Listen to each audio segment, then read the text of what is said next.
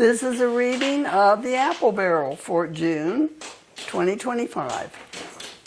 Manzano Community's videos on YouTube.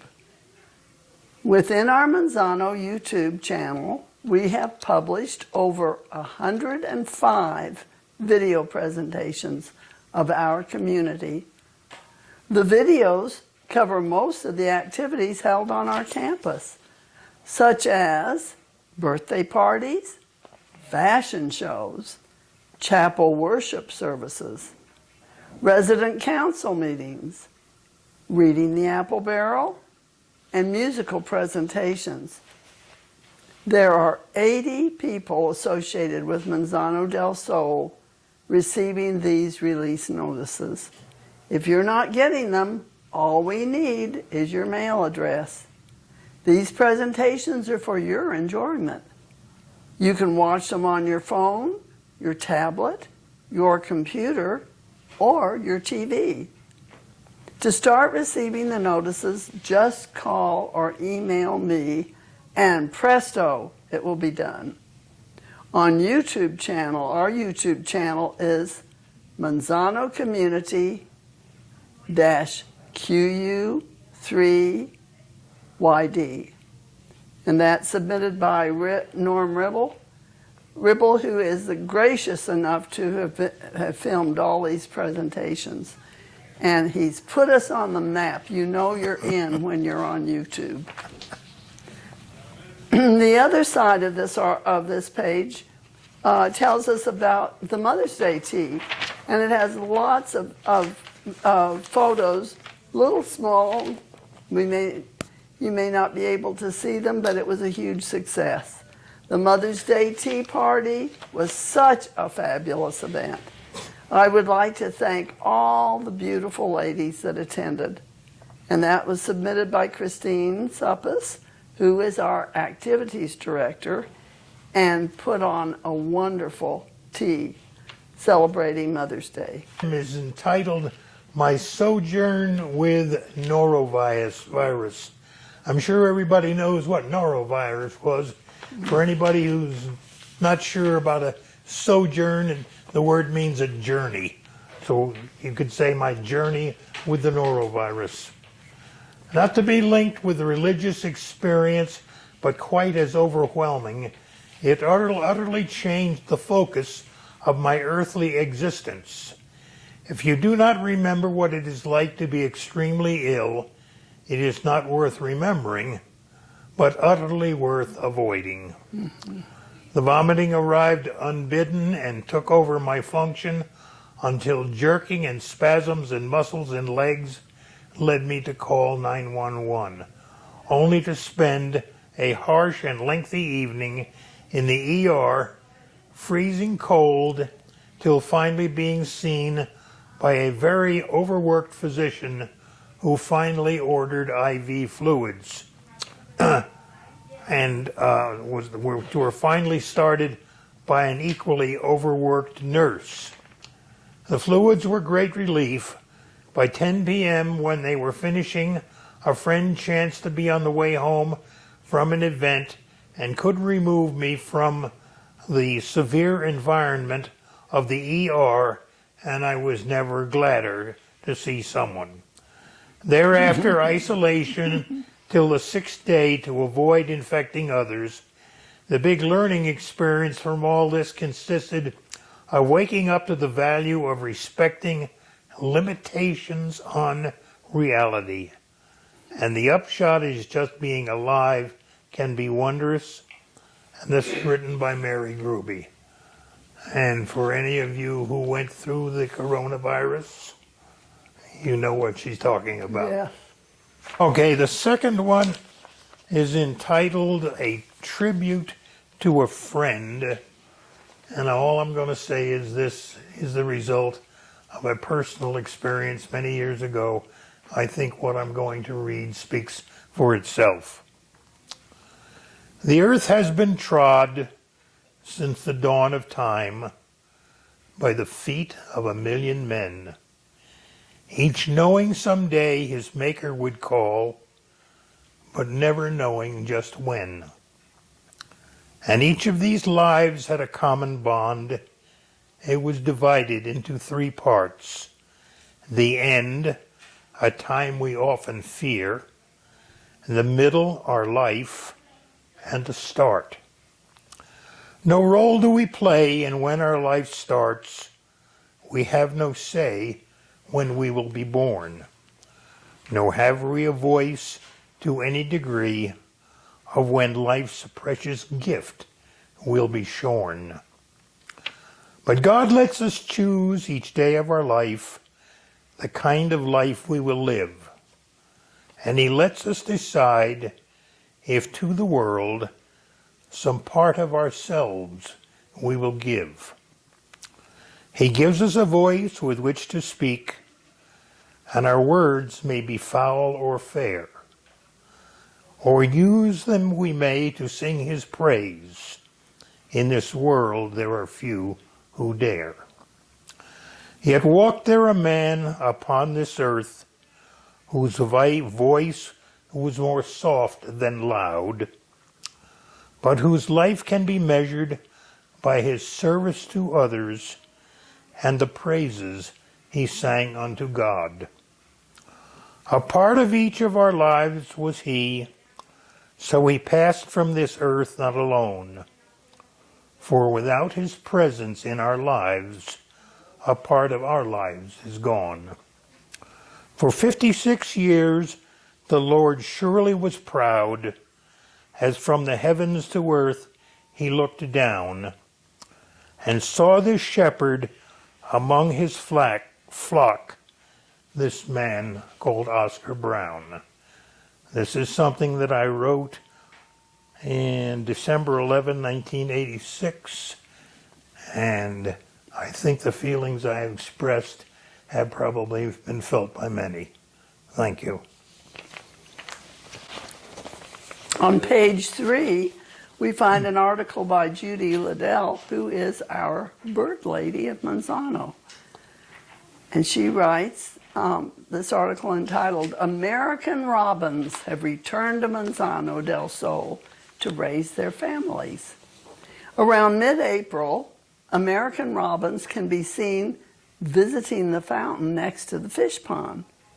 After getting a drink, they start checking for insects in the grass. They will take a few steps looking down, then stop and look up to check their surroundings before proceeding. They have a sing-song voice in the spring, often described as cheerily, cheer up, cheerily, cheer up. They start singing about 3 to 4 a.m. And if your apartment faces the courtyard, you may hear in the middle of the night. The song sung by the males is one of the ways they attract a mate. The males have a brighter orange breast, while females are a paler orange. Beside our ample lawn that harbors a variety of insects, they probably come to our location to raise their families because of the dense branches of the juniper tree in the corner where the tortoise house is located. The female chooses the nest site. Females build the nest from the inside out, pressing dead grass and twigs into a cup shape using the wrist of one wing. Other materials include paper, feathers, rootlets, or moss, in addition to grass and twigs. Once the cup is formed, she reinforces the nest using soft mud. The finished nest is 6 to 8 inches across and 3 to 6 inches high. She lays 3 to 4 sky blue eggs and incubates them for 12 to 14 days. When the young birds break through the eggs, they don't have any feathers and are helpless. Both males and females bring food to the young birds, although the female does most of the work. The parents are very aggressive in defense of nest and young birds. The young robins will have gained feathers and exercised their wings, so they're able to leave the nest or their fledge after about 2 weeks. They will stay with their parents for about 2 weeks while they learn to find food and avoid predators. For the first few weeks after they leave the nest, their breasts are spotted rather than orange. The young birds may continue to follow the male while the female prepares to have a second brood. During the summer, you can watch the American robins forage in the grass or get a drink at the fountain. In late summer, the robins will all of a sudden disappear. They've gone to the mountains to spend the rest of the summer and fall. So, take time to sit in the courtyard and enjoy them.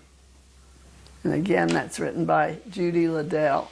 And she says you could see the little baby birds perched on the house for the turtles in the corner of our garden and trying to fly. This will only have meaning to people who either play bridge, have played bridge, or maybe still might want to play bridge. It says, have you wanted to rekindle your bridge game, but have given up thinking, no, it's been too many years, and it would take me out of my comfort zone? Well, here's a deal just for you. The Manzano Bridge Group will start giving bridge lessons on Friday and Saturday afternoons in June and July. Beginning Friday, 6 June, beginning Friday, 6 June at 3 to 4 p.m.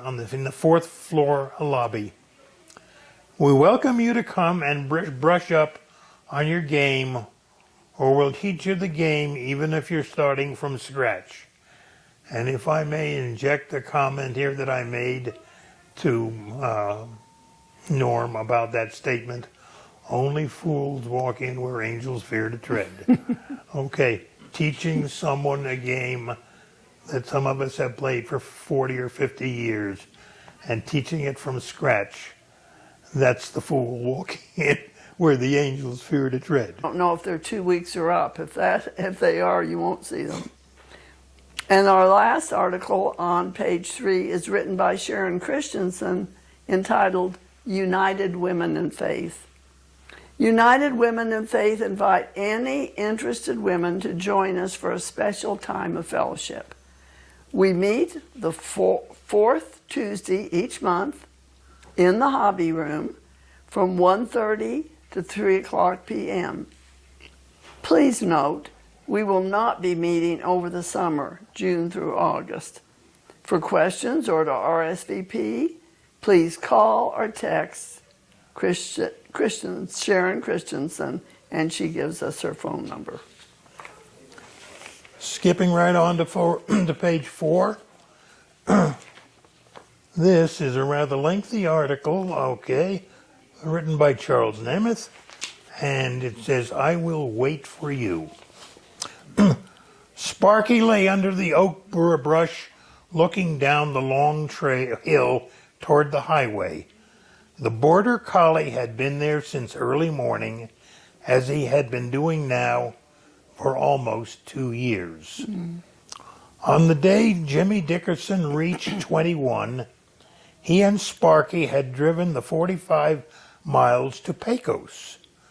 Sparky had waited patiently in the pickup cab while Jimmy enlisted in the Marines.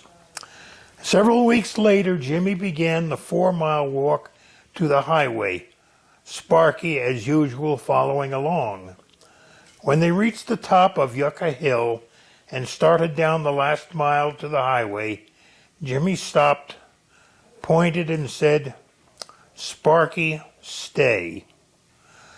Sparky sat, but after Jimmy had gone away, began to follow. Jimmy pointed and gave the command again. Sparky went back to where he had been and watched as Jimmy reached the road. then watched with ears erect as the bus took his master and drove away. Sparky stayed until the next evening, when thirst and hunger drove him back to the ranch. Jimmy's mother had fretted over him, but the next day he was gone again. Now, almost 2 years in sun, wind, in snow and rain, Sparky would lie under the oak bush waiting. When a vehicle came down the road, he would jump up, ears erect, only to lie back down as the vehicle passed on. One evening during a rare downpour of rain, Jimmy's mother heard a scratching at the door. 2 a.m., she found Sparky standing there, soaking, wet, shivering. She quickly found some old flour sacks and rubbed him down, then put a blanket behind the cook stove, and Sparky, after eating ravenously, slept until mid-morning, when he asked again to go out. He was again gone for 2 days. Sparky became the news in the county. He was in the weekly paper. The Pecos TV station came out and pictured him lying on his spot. People driving by would look for him and honk. Jimmy's dad, hoping to discourage him, tied him in the yard. Sparky howled and tugged and fought until he was released before he could hurt himself. As soon as the leash was off, he took off for the highway. Jimmy's mother wanted to take food and water to him, but the father said she should leave him as he is. He always came home before he was exhausted. They had written to Jimmy about Sparky. They sent the newspaper clippings and photos, but Jimmy was far, far away in Afghanistan. The vigil began to show on the dog. He lost a lot of weight. They would watch him coming back at times. His gait was slow, and he stopped to rest. But nothing could stop him from his watch for Jimmy. It was a cold day in February. The sun shone, but with little warmth. The wind was cutting. Sparky by now had dug his lair in so that, as he lay there, only his head was in view. He was dozing, remembering how he and Jimmy used to play and romp. His reverie was broken by the sound of an engine slowing. Sparky, for the 1,000th time, stood and looked down the highway. It was a Trailways bus, and it was stopping. He gave his tail a short wag. A tall man in green stepped down, turned and pulled a duffel bag and heaved it onto his left shoulder, and the bus began to leave. Sparky wagged several times. This did not look like Jimmy. This man was heavier, and he began to walk up the hill toward the ranch road. Who could this be? Sparky took several steps toward the man, then stopped and returned to his lair. Jimmy had told him to stay. He keened while he watched the man slowly coming. Who could it be? He didn't walk like Jimmy. This man had a measured step. But Sparky couldn't help it. He barked. The man stopped, took the duffel bag from his shoulder and put it down. He shielded his eyes and peered up the hill. Sparky barked again and his tail thumped. "Sparky, is that you?" The dog leaped and began to run furiously down the hill, yelping and almost crying. When he was just a short distance from the man, he threw himself into the air, and Jimmy caught him full in his chest. Jimmy sat on the duffel. "Sparky, Sparky, it's me. The dog whined and quivered until he reached Jimmy's face, then covered him with kisses, drool running down. Jimmy was laughing all the while. He put the dog down and ran around howling, then would leap into Jimmy's arms again. They were there the better part of an hour. By now Jimmy's uniform was in shambles. He didn't care. They started for home. For a long time, Sparky insisted on being with Jimmy at all times. He even waited patiently outside the shower. They would sit for hours on the hill by Sparky's lair, just sitting. Jimmy would talk to the dog, who wagged and wagged. Jimmy was home. Written by Charles Amos. Nice, Charles. Thank you. Thank you. On to page 8, a short by Maggie Batzel. It says, to the Manzano del Sol community, words just cannot convey the depth of appreciation that Charlie and Maggie Batzel feel for you. Your cards, words of encouragement, and above all, the hugs when a hug was so needed. And so I use the words thank you, or maybe in thank you in capital letters, and even larger, if you knew a way to get a larger print. And again, written by Maggie Batzel.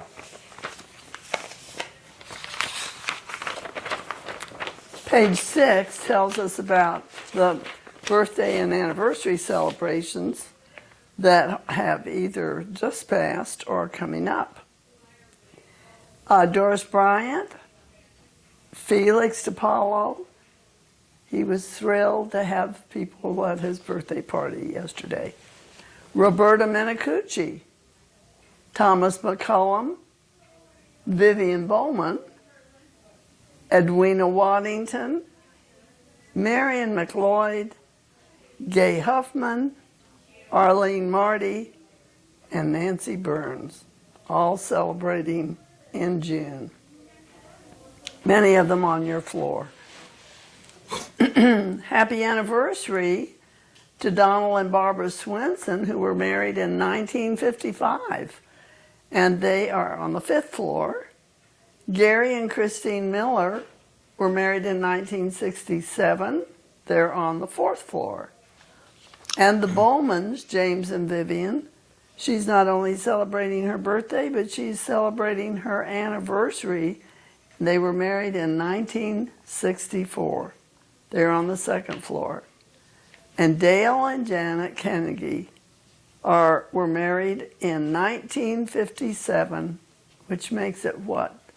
67 years, 68 years, and they are on the 5th floor.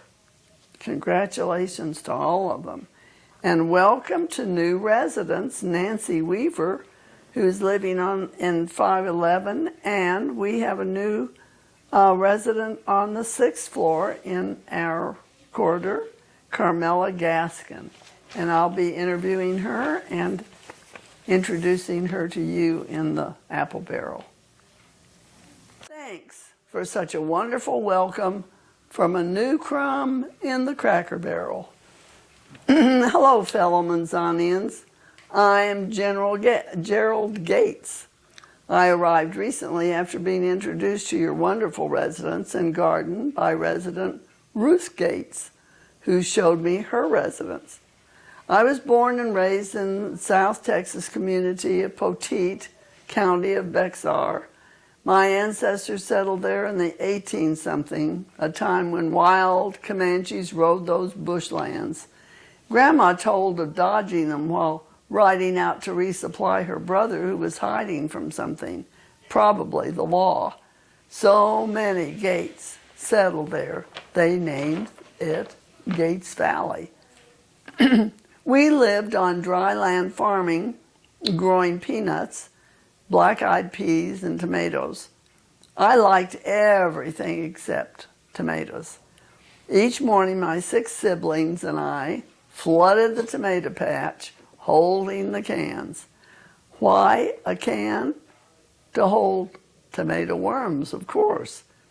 That must have been the tomato worm capital of Bexar County. The chickens ate them and laid a lot of white eggs. I looked for eggshells to turn green from eating so many tomato worms, but they were always white. I was Jerry until I started school, and someone enrolled me as Gerald, which the teacher, of course, followed and called on Gerald for some activity. After the third attempt to get Gerald's attention, she marched to my desk and very sternly got my attention. That's when I officially changed my name from Jerry to Gerald. Following a year of school in Somerset, the family moved to Edinburgh, Texas. I attended school very irregularly there until reaching the 4th grade. Irregularly. 2 spankings got me out the door and down to where the migrant workers were camped. That's where I spent my days, trading Bull Durham cigarette makings for whatever was cooking on the fire pits in camp.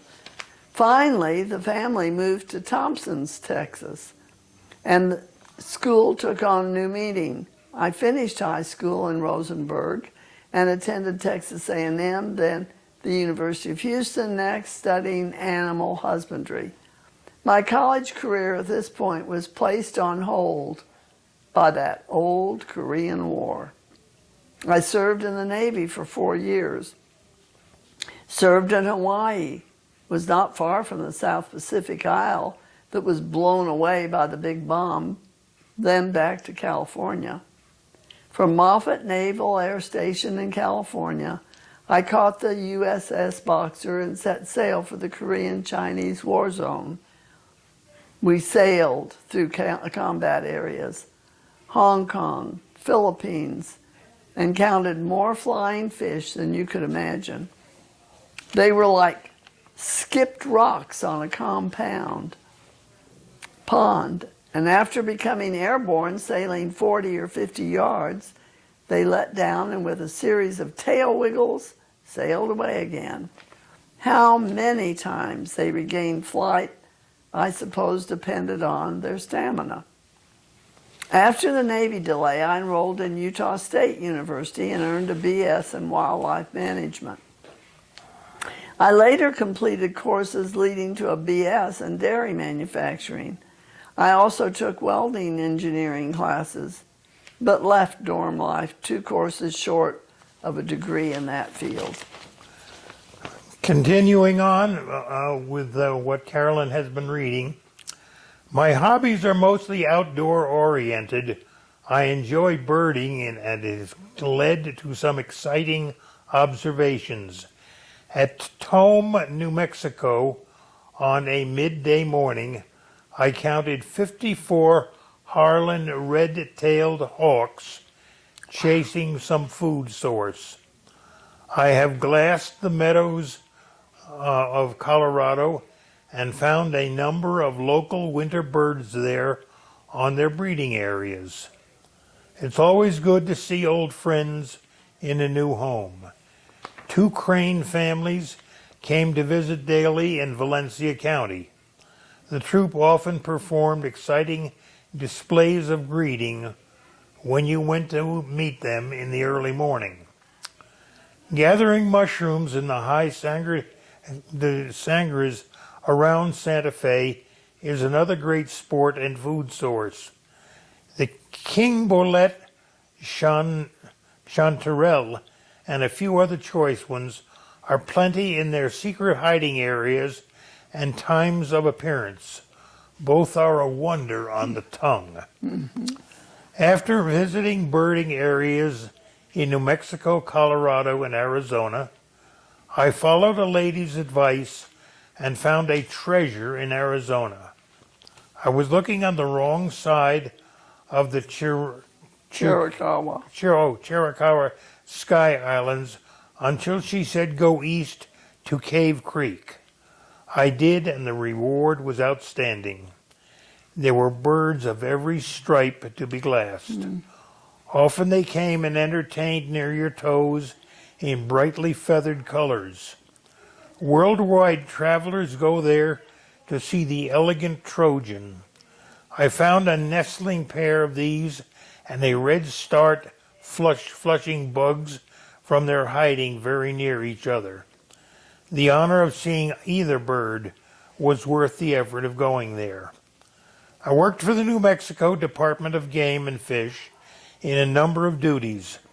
I started as a research and management biologist in the Pecos Wilderness.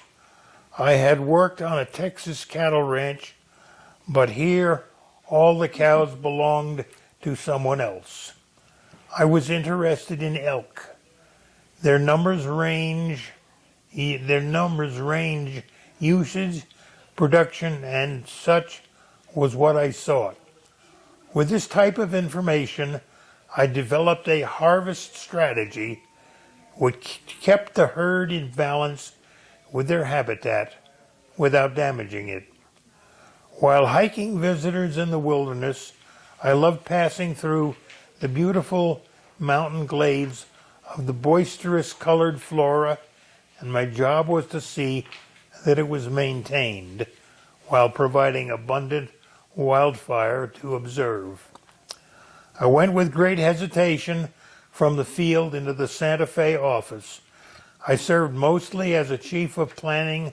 Office life is just fine as long as you can return to the wild occasionally and pack a mule with your gear and lash it securely with a diamond hitch. Camp where the elk bulls bugle come charging out of the timber in the San Pedro Wilderness to challenge you on a frosty night trail with antlers gleaming in the moonlight, or something spooks your pack string during a blackout trail ride on the Gila Wilderness into an entanglement that is immovable and almost inescapable. After escaping without getting kicked by one of the mules, you wonder what caused that little ruckus. A bear? A cougar? Probably not a bear. You would have heard some huffing. Anyway, when you were clear of the entanglement, you think, a nighttime trail ride sure beats the hell out of a day in the office. Written by Gerald, or now known as Jerry Gates, but this was submitted by Bernice Richard. I do not know the relation. Part of it is the ministry schedule for June, and for the first time, I think in several weeks, the Sunday services have someone at each service. Hannah Scanlon, Matthew Miller, Bert Scott, and Tanya Blankenship. And on the services on Wednesday are Lorna Kuik. How do you pronounce K-U-Y? I think. Kuik. Okay. Reverend Takako Terino, Reverend Patty Sukup, and Reverend Jerry Coop. And of course, Catholic services are held the first and third Monday at 10 o'clock, and on the second and fourth Monday at 10 a.m. there is a meeting to say the Rosary. Moving on to the next column on page 8, volunteer opportunity to support literacy in local schools. Boy, how do we use that? Johnny can't read, Johnny can't write, Johnny can't spell. Every child deserves a champion, an adult who will never give up on them, who understands the power of connection and insists that they become the best they can possibly be. And that is a quote by someone written by the name of Rita Pearson. Giving a little time of each week helps a child feel important, builds self-esteem, and encourages reading and learning. Share your love of reading by volunteering to become an Oasis reading mentor. For just 1 hour a week, you can make a difference in an elementary school student's life. Training and materials are provided and no experience is necessary. And for this, there's a contact here, Vicky Devine at the Oasis Tutoring, and there's a phone number and an email. And closing out page 8, many thanks to all who kindly helped me and left notes and cards during the time I was sick with norovirus. I appreciate your kindness, Mary Gruby. Page 9 deals with June activities that we can plan for. On Thursday, June the 5th at 3:30, which we were there, so we'll skip that one, at the Wellness Center.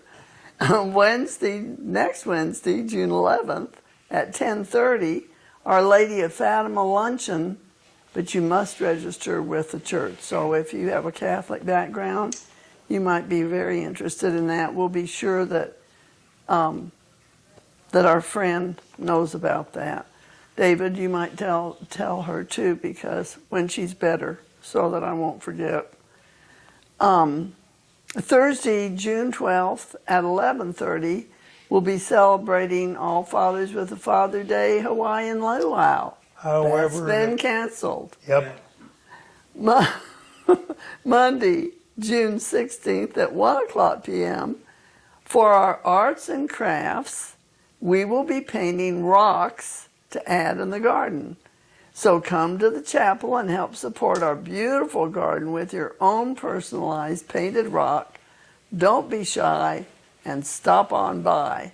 And if that's our Helen Lucero, she has wonderful arts and crafts programs that she furnishes almost every month. She has one that's interesting. And she did dozens of these while she was curator of the various museums. So you can bet that it'll be fun, and we'll give it a try.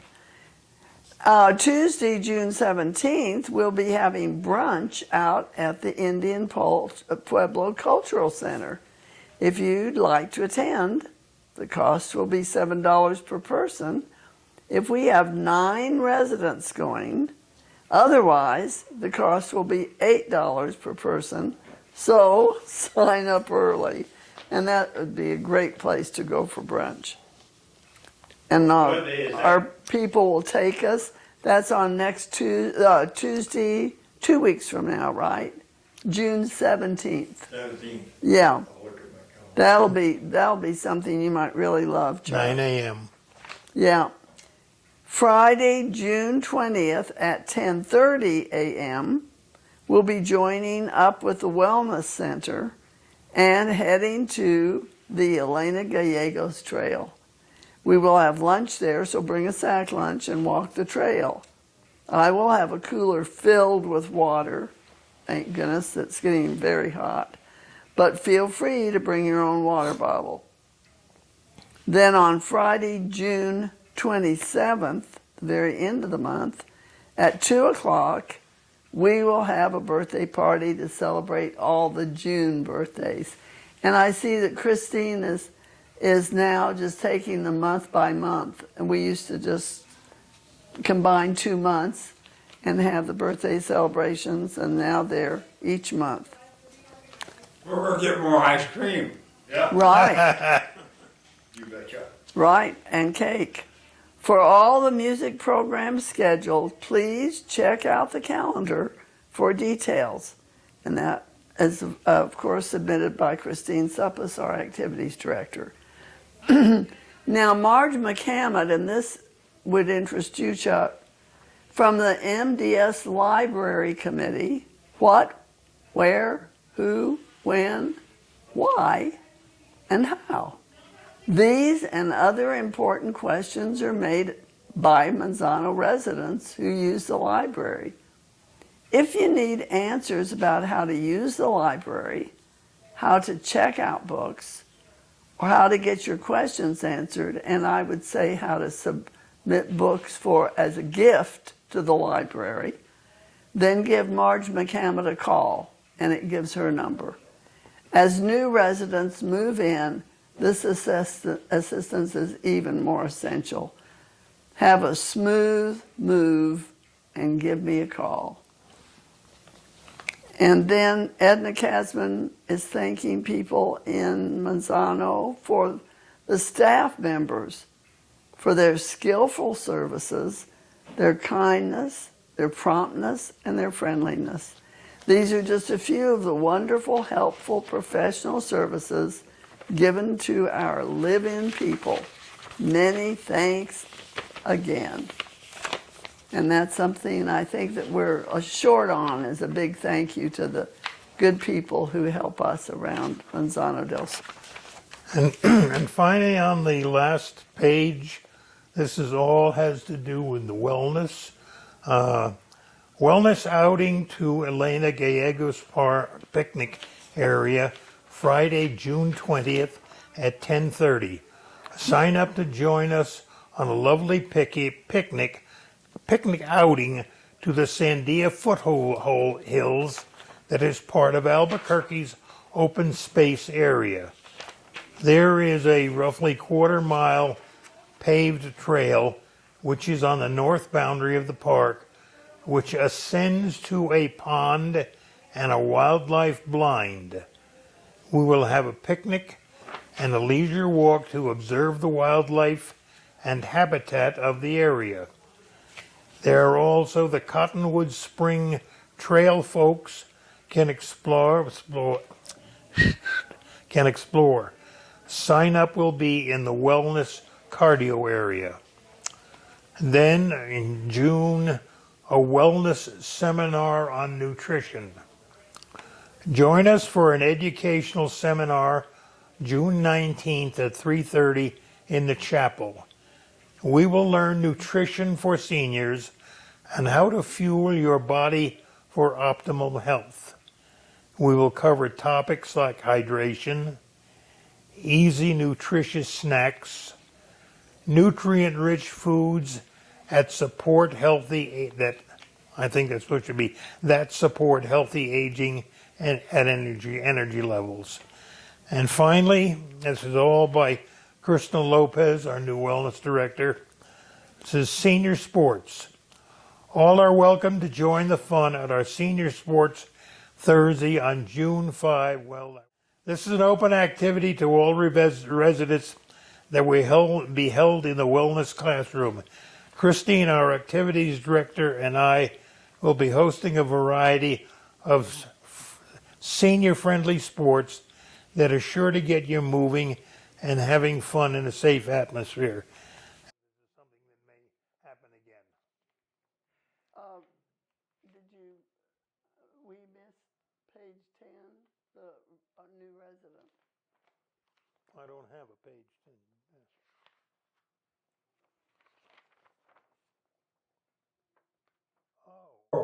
My name is Chuck Nemeth. I'm a resident here at Montano del Sol, and I'm a veteran. About 8 years ago, I joined a writers group at the VA. I had never written anything before, and lo and behold, I discovered that I could write. And I've won several awards from the VA, and I've been published in Veterans Voices and the Roundup magazine at the VA. Anyway, my reason for talking to you today is that in 2024, the state of New Mexico gave us a grant. Our writers group gave us a grant to publish an anthology by veterans and families of veterans. And that book was called Holes in My Heart. Oh. And it contains some 92 writings by 53 authors. I have 2 stories in here. This year they authorized it again, and this was released. I got this book this morning, and this was called Unclosing the Ring. And it also has quite a few, I can't give you the count, but I have 2 stories in here, and I would like to donate these 2 copies to the library. Lovely. Great. Super. That's wonderful. Great.